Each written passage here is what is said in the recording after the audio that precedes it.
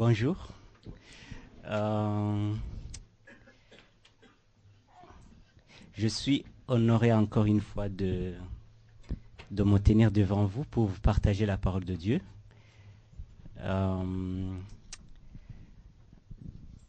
Et je me tenais là devant la porte parce que il y avait aussi quelques amis que j'avais invités qui avaient voulu venir et je me disais si jamais ils ne savent pas l'endroit que je les oriente, mais peut-être n'ont pas pu répondre au rendez-vous, mais c'est pas grave. Christ est toujours là, nous donne beaucoup de rendez-vous avec plein de patience. Donc, pour ceux qui ne me connaissent pas, je m'appelle Prosper Mbonilagira. Je suis votre frère en Christ. Et voilà, je suis honoré de vous partager la parole de Dieu. Donc, pour ceux qui étaient là dimanche dernier, vous vous souvenez de la femme qu'on allait lapider et que Jésus a secouru. On avait tous des pierres dans nos mains, vous rappelez bien. Peut-être ceux qui n'étaient pas là. Et j'espère bien qu'on les a déposées avant de quitter cette salle. Sauf quelqu'un qui m'a dit, moi je ne l'ai pas déposé. Bon, c'était un peu sous forme d'une plaisanterie, mais ça m'a enseigné. Parce que quand je récupérais les petits gobelets de Sainte-Seine, j'arrive vers cette personne pour récupérer le petit gobelet. Elle me montre la pierre. Elle me dit, moi je ne vais pas assister à la Sainte-Seine parce que je n'ai pas déposé ma pierre. Donc, tout simplement pour me dire que la parole m'a touché, mais j'ai pas encore répondu, donc voilà, mais quand même c'est bien. J'espère qu'elle aurait peut-être qu'elle a pu déposer la pierre pendant la semaine, espérons bien. J'aime cette parole qui est dans Hébreux, je ne sais pas si Anthony peut nous aider. Hébreux chapitre 4, à partir du verset 12. Avant d'entrer dans le texte, j'aimerais vous lire ces deux versets que j'aime bien, qui nous rappellent la puissance, la puissance, la force qui est dans la parole de Dieu, car la parole de Dieu est vivante et efficace, plus tranchante qu'une épée, quelconque à deux tranchants, pénétrante jusqu'à partager âme et esprit, jointure et moelle, elle juge les sentiments et les pensées du cœur. Le verset suivant, s'il te plaît. Ok, je peux... Ok, nulle créature n'est cachée devant lui, mais tout est à nu et à découvert aux yeux de celui à qui nous devons rendre compte. Quand il m'arrive de douter un peu, de me demander, mais en pensant à ma génération, en voyant la perversité qui est là, parfois je commence à me demander, mais pourquoi je ne vois pas cette efficacité de la parole de Dieu dans la plupart de ma génération actuelle? Regardez, nous sommes une cinquantaine, mais où sont les autres? Il semble que leur cœur ne se laisse pas facilement pénétrer par la parole. Cependant, elle est efficace, bien armée, bien outillée pour juger les pensées et les sentiments du cœur.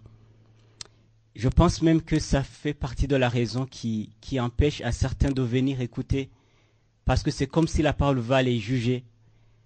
Mais si on essaie de voir le sens de la parole, c'est pas pour juger comme tel, mais c'est pour nous révéler nos faiblesses, afin de venir vers Christ, qui est le Sauveur. Donc, quand je reviens à la femme de la semaine dernière, notre femme qu'on allait lapider et qui a été secourue, j'ai pensé à elle cette semaine et je me suis dit, Jésus l'a secourue, mais souvenez-vous de ce qu'il a dit. Je ne te condamne pas, va, mais ne pêche plus. J'ai pensé à cette parole, va, ne pêche plus. Supposons que c'était ce dimanche dernier. Lundi, est-ce que la femme vraiment, elle a dû tenir de la sorte qu'elle n'a pas péché? Nous sommes dimanche. est-ce que cette femme qui a reçu cette parole ne pêche plus lundi, mardi, mercredi? Est-ce qu'elle a pu vraiment tenir cette parole?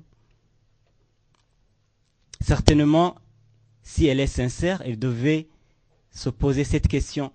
Comment elle devait aller chercher Christ et lui demander, mais tu m'as demandé des choses impossibles pour moi. Peut-être elle pouvait s'abstenir de l'adultère parce qu'elle disait, j'ai failli être lapidé, là vraiment je ne vais plus y retourner. Mais les autres péchés qui règnent dans nos cœurs, ça devait être compliqué pour elle. Espérons à cette époque, à cette période, qu'elle a eu le courage, comme Nicodème qui est venu de nuit, dire à Jésus, dis-moi, réponds-moi, ben, comment est-ce qu'on peut entrer dans le royaume de Dieu? Peut-être elle aussi devait venir vers Jésus et demander, comment est-ce que je peux faire pour vaincre le péché? En fait, le message qui est là, c'est que Jésus voulait révéler à cette femme qu'elle puisse comprendre ses faiblesses et qu'elle puisse revenir pour chercher l'aide à Christ. Voilà, la parole de Dieu est là pour nous révéler nos faiblesses, mais aussi pour nous montrer Christ qui est le Sauveur, parce que nous prêchons Christ qui est venu, qui s'est incarné, et le seul qui n'a jamais péché. Il est mort à la place de nous, les pécheurs, afin que, en croyant en lui, nous soyons pardonnés, nos péchés ne soyons plus condamnés. Alors, nous allons continuer avec la succession d'enseignements dans le livre de Jean. Aujourd'hui, nous irons au chapitre 8. Je pense qu'on peut nous aider à revoir le chapitre 8, du verset 21 jusqu'au verset 30. Et là, nous allons voir un parcours vers la foi en Christ. C'est juste un débat qui continue après que Jésus laisse la femme partir. Il va continuer son enseignement. Et voilà, on va voir comment ça va se passer avec les Juifs. Alors, Anthony, on y va. Chapitre 8, verset 21 au verset 30.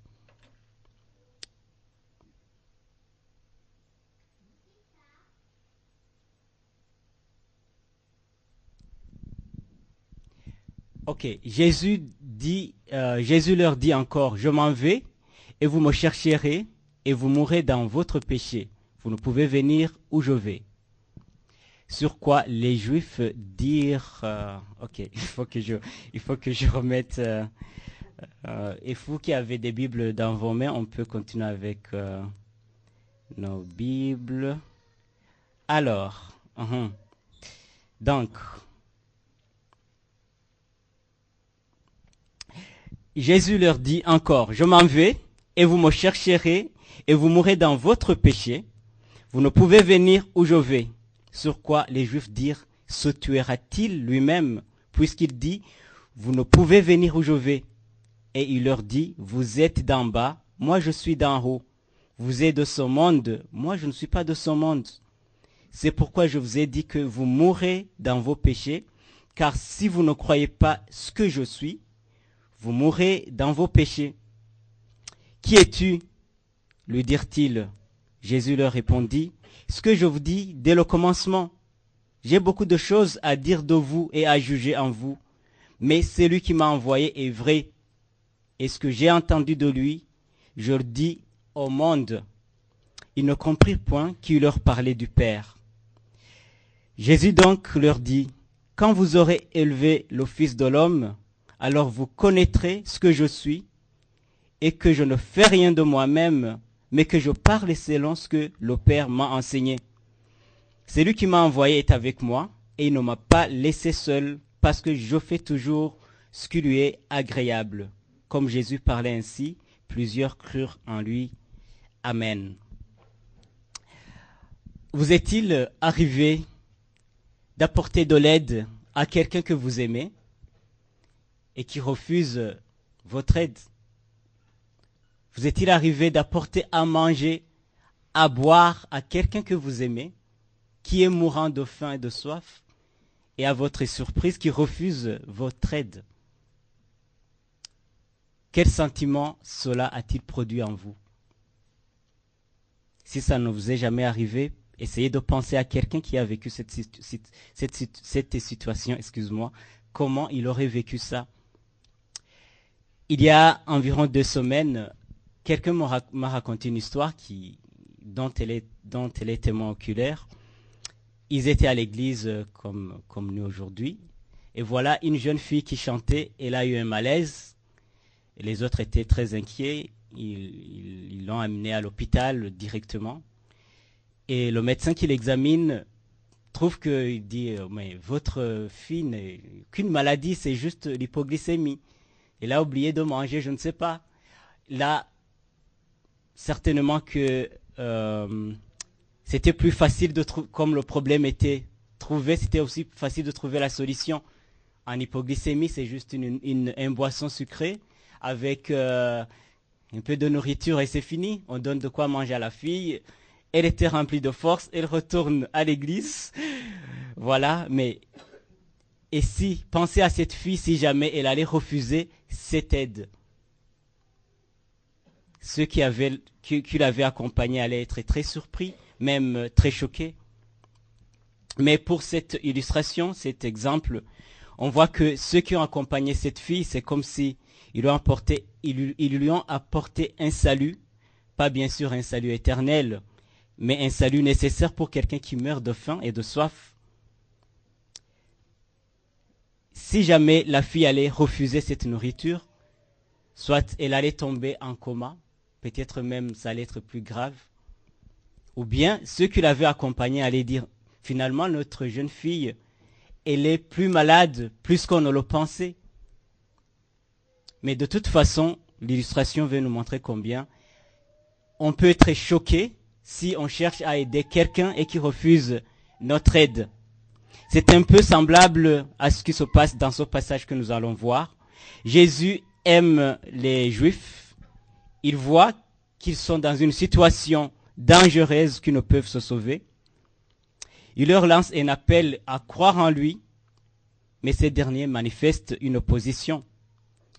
Nous voyons ici au verset 21, Jésus leur dit encore, « Je m'en vais, et vous me chercherez, et vous mourrez dans votre péché. Vous ne pouvez venir où je vais. » Nous voyons dans ce verset des informations claires. Première information, je m'en vais. Deuxième information, vous me chercherez. Troisième, vous mourrez dans votre péché. Et la quatrième information, vous ne pouvez venir où je vais. Certainement, les auditeurs devaient se demander, mais où va-t-il? Pour nous, c'est simple de trouver cette question parce que nous avons déjà lu les évangiles, nous savons la suite. Nous savons que Jésus leur disait qu'il allait aller au ciel. Mais eux, à cette époque, c'était très flou pour eux. Ils devaient aussi se poser d'autres questions. Vous me chercherez? Il dit que nous le chercherons. Quand? Comment est-ce qu'on va le chercher? Quand? Pourquoi dit tout ça? Pourquoi est-ce que Jésus dit tout ça? Vous ne pouvez venir où je vais. Mais pourquoi les Juifs ne pouvaient pas venir où il allait? C'est encore une question qu'ils se posaient, mais nous pouvons essayer de trouver la solution parce que nous avons eu cette grâce de lire les évangiles, de connaître tout le message. Ils ne pouvaient pas aller là où Jésus allait parce que c'est lui le chemin. Et eux ne voulaient pas venir vers lui. Et d'ailleurs, nous avons mentionné quelque part là, Jésus dit, je suis la vérité, le chemin et la vie. Mais eux ne voulaient pas passer par ce chemin. Et nous voyons aussi parmi les informations qu'il donne une forme d'avertissement, et d'ailleurs un avertissement très sévère. Vous mourrez dans votre péché. Dans d'autres versets, nous allons voir, il va dire, vous mourrez dans vos péchés. Mais ici, il dit dans votre péché. Pour souligner le grand péché que nous devons éviter dans notre vie, le péché d'incrédulité, de ne pas croire. C'est le plus grand péché parce que sans la foi, on ne peut pas être sauvé. Vous mourrez dans votre péché. Nous voyons aussi un jugement. Jésus les avertit d'une fin épouvantable qui les attendait s'ils ne croyaient pas en lui.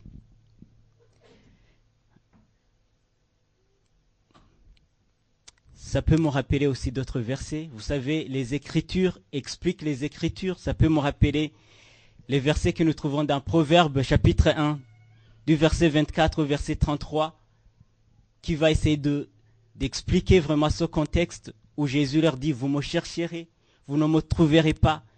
Cet avertissement, regardez au verset 24. Puisque j'appelle et que vous résistez, puisque j'étends ma main et que personne n'y prend garde, puisque vous rejetez tous mes conseils et que vous n'aimez pas mes réprimandes, moi aussi, je rirai quand vous serez dans le malheur, je me moquerai quand la terreur vous saisira, quand la terreur vous saisira comme une tempête et que le malheur vous enveloppera comme un tourbillon, quand la détresse et l'angoisse fondront sur vous, alors ils m'appelleront et je ne répondrai pas. Ils me chercheront et ils ne me trouveront pas, parce qu'ils ont haï la science et qu'ils ont dédaigné toutes mes réprimandes. Pardon, parce qu'ils ont haï, verset 29, parce qu'ils ont haï la science et qu'ils n'ont pas choisi la crainte de l'Éternel, oui, parce qu'ils n'ont point aimé mes conseils et qu'ils ont dédaigné toutes mes réprimandes. Ils se nourriront du fruit de leur voix et ils se rassasieront de leurs propres conseils. Car la résistance des stupides les tue et la sécurité des insensés les perd. Mais celui qui m'écoute reposera avec assurance. Il vivra tranquille et sans craindre aucun mal.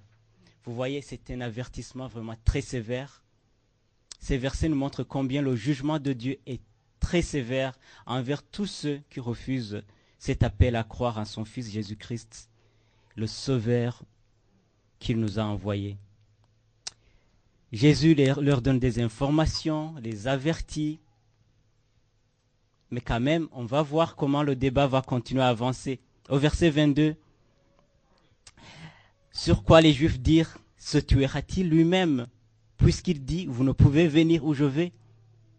Vous voyez combien les Juifs étaient vraiment dans une grande ignorance de penser que Jésus allait se suicider. Le Sauveur, le Créateur allait se suicider. Vous vous imaginez combien ils étaient dans une grande méconnaissance. Bien sûr, à cette époque, comme aujourd'hui, on sait que le suicide, c'est un péché. Et se disait, bon, s'il se suicide, là, on ne va pas le suivre. Mais vous vous souvenez que quand il était en train de multiplier les pains, ils étaient prêts ils proposaient d'être le roi. Là, ils étaient prêts à le suivre quand il fait des miracles, quand il enseigne des choses qui plaisent leurs oreilles. Ils étaient prêts à le suivre. Mais si il va se suicider, ok, qu'il aille seul, vraiment, voilà, on s'en fout de lui. Mais quand même, on voit qu'ils étaient dans une ignorance, vraiment une grande ignorance. Verset 23.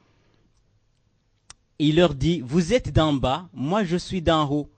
Vous êtes de ce monde, moi je ne suis pas de ce monde. Jésus leur remet dans leur place. Il leur montre qu'il est plus grand qu'eux. Il est au ciel avant que eux soient sur terre, parce que c'est lui leur créateur.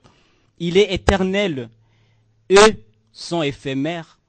C'est comme si Jésus leur disait, je viens vers vous venant de Dieu qui est dans les cieux. Et je retourne bientôt vers lui. Et vous ne pouvez pas venir vous-même si ce n'est moi qui vous y amène. C'est comme si c'est le message qu'il leur donnait.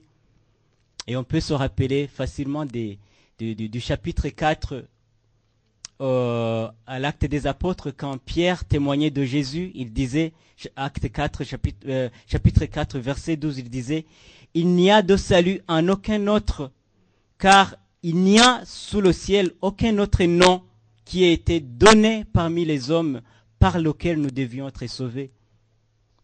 C'est comme si Jésus leur disait, mais vous voulez aller au ciel, vous voulez le paradis, mais vous refusez le chemin qui mène vers le paradis. Pas d'autre chemin, c'est moi. Jésus témoignait. Et voilà, au verset 24, il va dire, c'est pourquoi je vous ai dit que vous mourrez dans vos péchés. Car si vous ne croyez pas ce que je suis, vous mourrez dans vos péchés. Jésus répète l'avertissement et le jugement qui les attend s'ils ne croient pas en lui. Vous mourrez dans vos péchés. Je le répète, vous mourrez dans... Il le répète. Ce verset, juste de petites questions peuvent nous aider à montrer clairement le message de Christ. Si Jésus dit vous mourrez dans votre péché, quelle est la condition pour mourir dans les péchés? C'est très simple, c'est de ne pas croire en Jésus. Au fait, quand Jésus parle et qu'on écoute et qu'on se pose de simples questions, on peut juste saisir le message. La condition pour mourir dans les péchés, c'est de ne pas croire en Jésus. Et quelles conditions faut-il remplir pour éviter de mourir dans les péchés? Mais c'est de croire en lui. On peut dire c'est aussi simple que ça, même si c'est pas aussi simple, mais c'est pas difficile. Il suffit d'accepter que nous sommes faibles. Le combat est sur ce fait d'accepter que nous ne pouvons pas vivre sans lui. Jésus est le modèle de patience et d'humilité. Il répète les mêmes choses et réexplique avec insistance, sans cacher la vérité. J'aime apprendre de Jésus comment il donne le message et son attitude en donnant le message. Regarde combien il répète les mêmes choses. On a vu les autres chapitres, ces questions qu'il est en train de répondre. Il avait même déjà donné les réponses à au chapitre 7, 6. Il leur avait dit, je suis le pain du ciel, je suis la lumière du monde. Il avait dit tout ça, mais il répète avec patience et humilité. Combien il est difficile d'apporter un soin à quelqu'un qui n'accepte pas qu'il est malade. Combien il est difficile d'avertir quelqu'un d'un danger dont il n'en est pas conscience. Il faut de la patience. Voilà ce que fait notre Maître Jésus-Christ dans sa façon d'enseigner, afin d'amener les gens à la conversion. Très patient, il réexplique. Là, ça peut nous poser quelques questions, nous qui sommes ses disciples, dans notre façon de partager la parole de Dieu, de partager l'évangile. Sommes-nous patients envers nos prochains? Avons-nous cette attitude d'humilité et de patience pour conduire nos prochains vers la foi en Christ? Si Christ était patient envers les pécheurs, à combien plus forte raison, nous qui sommes des pécheurs pardonnés, devrions-nous être patients envers les non-croyants? Sans oublier aussi envers les croyants. Parce que nous aussi les croyants, nous sommes toujours dans le processus de transformation, de sanctification. Mais commençons par les non-croyants. Combien devrions-nous être très patients? Mais souvent on oublie d'être patient. On oublie que nous aussi, le Seigneur a été patient envers nous. Il a répété. Cependant, il nous est difficile souvent d'être patient envers nos prochains. Nous voulons qu'ils reçoivent directement le message. Voilà. Mais soyons patients, mes frères et sœurs, tout comme le Seigneur est patient envers nous. Et aussi, soyons patients envers les croyants, parce que nous aussi, même si nous sommes croyants, nous n'avons pas encore atteint la perfection. Nous sommes toujours dans le chemin. Le Seigneur continue à nous transformer. Nous sommes appelés à aimer Dieu de tous nos cœurs et à aimer nos prochains comme nous-mêmes. Et il a été prouvé que la répétition est le meilleur moyen d'apprendre, de comprendre et de mémoriser. Ça, vous le savez déjà. Alors, utilisons ce système aussi dans notre façon de prier et de partager l'évangile. Répétons, réexpliquons jusqu'à ce que Christ revienne. Qu'il nous retrouve en train de répéter, de réexpliquer, de prier de nouveau, encore de prier, jusqu'à ce qu'il revienne. Et n'oubliez pas que lui aussi continue à prier pour nous, à la droite du Père.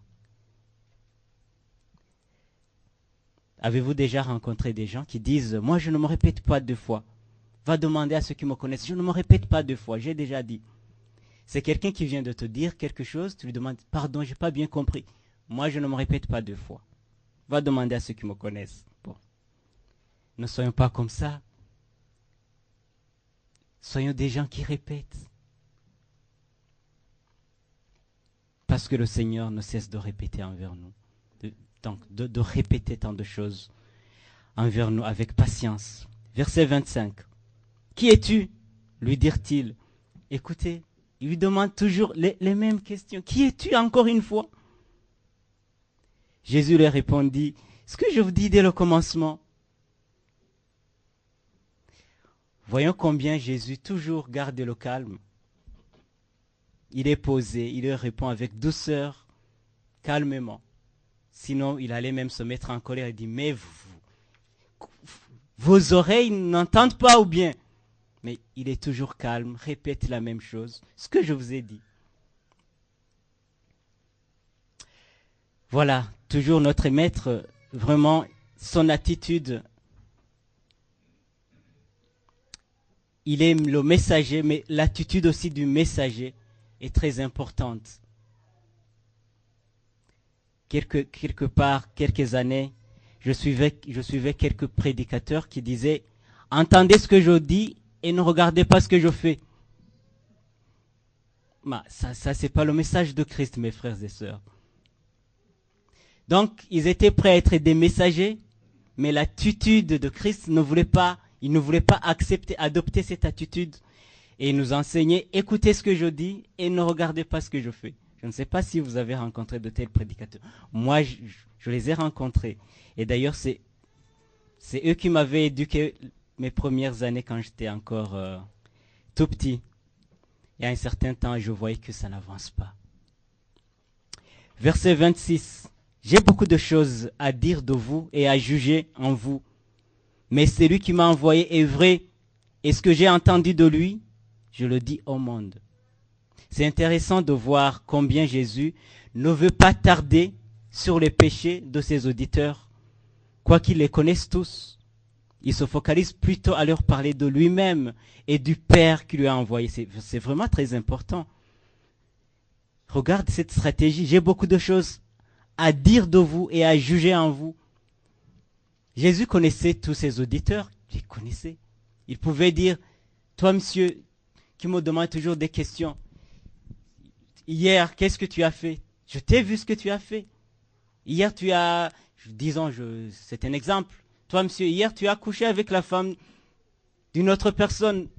Et toi, monsieur, qui me pose tant de questions. Avant-hier, tu as fait ceci. Ils pouvaient se mettre à les accuser de leurs péchés. Ils connaissaient tous leurs péchés. Mais lui, ce n'était pas ça l'importance. Parce que accuser les gens de leurs péchés, ça ne va pas les aider non plus à changer d'attitude, mais leur parler de Christ, le Sauveur, c'est lui qui pourra les sauver. Ça nous arrive souvent d'inverser les choses et de partir sur l'accusation, en accusant, en touchant. Parfois on peut se demander qu'en touchant les péchés de nos prochains, qu'ils pourront peut-être se repentir, mais c'est pas comme ça. Parlons-leur de Christ. Bien sûr, parfois on est obligé quand même de toucher leurs faiblesses, leurs fautes, pour essayer quand même de leur montrer qu'ils doivent vraiment remettre en question leur conduite. Mais insistons plus sur Christ et sur Dieu le Père qui va les sauver. Sinon, parler de leurs péchés répétés, ça ne va rien leur aider. Imitons notre Seigneur dans sa façon vraiment d'enseigner et de parler de lui, de leur dire, venez à moi, c'est moi qui n'ai jamais péché, qui peut vous aider à vaincre le péché. Verset 27, ils ne comprirent point qu'il leur parlait du Père. Voilà, impossible de comprendre le message de Christ si ce n'est par la grâce de Dieu. Les Juifs ne comprirent rien. Mais quand même, le verset 28 est un verset vraiment très, très encourageant pour moi et pour aussi les Juifs qui écoutaient à cette époque. Jésus leur dit, Quand vous aurez élevé le Fils de l'homme, alors vous connaîtrez ce que je suis, et que je ne fais rien de moi-même, mais que je parle selon ce que le Père m'a enseigné. Là, nous voyons une promesse d'espoir après que Christ sera élevé. Mais quelle est cette élévation? C'est la crucifixion. Une promesse d'espoir quand le Christ sera crucifié. Ils pourront connaître qu'il est le Messie. Là, c'est vraiment quelque chose d'encourageant parce que le verset 21, 22, il y avait un jugement qui les attend. Mais quand même, ici, il y a une promesse que après que Christ sera crucifié, ils pourront connaître. C'est comme si avant que Christ ne soit crucifié, il y avait un voile sur leurs yeux, mais qu'à un certain temps, il y aura la grâce qui va les atteindre. S'il parle de l'élévation, bien sûr, c'est comme je vous le disais, c'était la crucifixion. Parce que Christ était prêt à se donner, accepta d'être condamné, afin de procurer la liberté à toute personne qui croit en lui. Nous verrons au chapitre 8, dans les prédications qui vont suivre, au verset 36, il va dire « Si donc le Fils vous a franchi, vous serez réellement libre. » Mais c'était libre de quoi? Libre du péché. Christ voulait montrer que, en croyant en lui, le péché ne régnera pas en nous.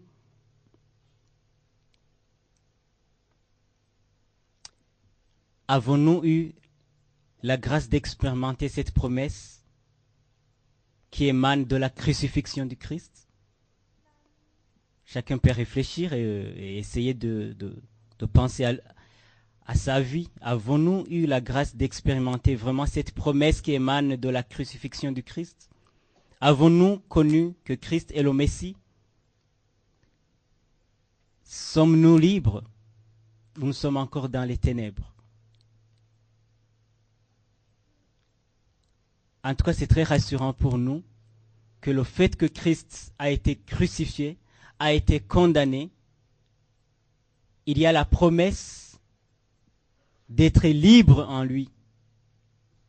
Si nous avons cru en Christ, le péché ne régnera plus, ne doit plus régner dans notre vie. Et aussi, il y a de l'espoir pour ceux qui n'ont pas encore cru en lui, que comme Christ a été condamné, nous avons un message d'espoir. S'ils croient en lui, ils peuvent être sauvés. Au verset 29, il va dire, « Celui qui m'a envoyé est avec moi. Il ne m'a pas laissé seul parce que je fais toujours ce qui lui est agréable. » Christ croit que même à la croix, le Père ne va pas l'abandonner. Il sera toujours avec lui. Christ était prêt à être crucifié. Et la promesse était que le Père sera avec lui-même à la croix. Vous vous souvenez, à la croix, il avait porté tous les péchés du monde. Il était devenu péché, pas pécheur, péché. Donc il avait porté tout le pire de notre vie. Il a été crucifié pour qu'en lui, vraiment, nous ne soyons plus condamnés. Et il disait, je sais que le Père ne m'abandonnera pas sur la croix. Vous vous souvenez, sur la croix, il dit, Père, pourquoi m'as-tu abandonné? Il avait vraiment porté tous nos péchés, tous les ténèbres du monde. C'était une punition qui n'était pas facile. Mais il gardait toujours lui aussi la foi en son Père. Heureusement, notre Père est fidèle. Nous savons que le troisième jour, Christ a ressuscité d'entre les morts. Il est vivant. Et voilà le dernier verset qui clôture notre passage d'aujourd'hui. Comme Jésus parlait ainsi, plusieurs crurent en lui. Je vous ai dit que c'était aujourd'hui, on allait voir un parcours vers la foi en Christ. Et le verset 30 clôture avec un échange qui a porté la foi aux Juifs. Nous voyons un pas en avant, mais pas tout à fait gagné. C'est ce qu'on verra dans les prochaines prédications. Parfois, je suis très étonné de voir ce chemin vers la foi en Christ. Souvent, Christ échangeait avec les Juifs et c'était une bonne conclusion. Oh, voilà, après avoir entendu, ils crurent en lui. C'était comme si, voilà, ils ont la foi, c'est très bien. Mais dans les prochains enseignements, ça chute. Ça commence de nouveau, d'autres questions. Est-ce que vous avez cru ou non? Donc la foi, c'est un parcours, c'est un chemin. Donc faisons une petite analyse et conclusion. Nous venons de voir un débat tendu qui est déclenché par la déclaration solennelle au verset 12 en haut, on l'avait vu dimanche dernier, où Jésus disait « Je suis la lumière du monde, quiconque me suit ne marchera pas dans les ténèbres, mais aura la lumière de la vie. » Donc sous tout ce débat que nous venons de voir, si on essaie de voir la source, c'est cette affirmation qu'il avait dit, et voilà, tout ce qui continue, c'est ce débat tendu, voilà, ça fluctue. Mais quand même, nous voyons que dans cette patience du Christ, dans cette réexplication, répétition, nous avons un pas en avant par rapport à notre foi. Nous avançons petit à petit. Mais nous pouvons voir combien c'est difficile d'amener le cœur de l'être humain à la repentance. C'est vraiment difficile. Je pourrais même dire qu'il est facile de ressusciter Lazare d'entre les morts que d'amener un pécheur à la repentance. Vous allez me dire, mais tu exagères. Lazare était mort il y a 4 jours, mais voyons, nous le verrons au chapitre 12, je pense, ou 11. Jésus, au tombeau, il va dire, Lazare, sors. Mais Lazare n'a jamais dit, mais qui es-tu pour m'appeler d'entre les morts? Non, Lazare va accepter. Il va obéir. Il n'attendait que les gens viennent pour enlever tous les trucs là qu'on avait mis sur lui. Lazare sort. Lazare qui était mort depuis 4 jours, il a accepté, il n'a pas discuté. Mais voilà ici les gens qui sont vivants, entre guillemets. C'est difficile pour eux d'accepter que Christ est sauveur. Ils posent des questions. Il est facile de dire à un lépreux, tu es guéri. Mais pour celui qui se dit, moi je vois, moi je suis intelligent, je réfléchis, ça reste difficile. Croire en Jésus, ce n'est pas quelque chose qui se fait en laps de temps, comme appuyer un bouton et que tout est fait. C'est un parcours où on apprend à écouter la parole de Dieu, à réfléchir et à se poser des questions. Et à faire le choix de croire ou de rejeter le message du Christ. Ce n'est pas quelque chose qu'on est avec. On ne n'est pas chrétien, on le devient. Cependant, nous savons que par le sacrifice de Jésus-Christ, Dieu le Père nous offre la grâce de croire et d'être sauvés au nom de Jésus-Christ. Aujourd'hui, si vous entendez sa voix, n'endurcissez pas votre cœur. Ainsi dit la parole de Dieu dans Hébreux chapitre 3, verset 15.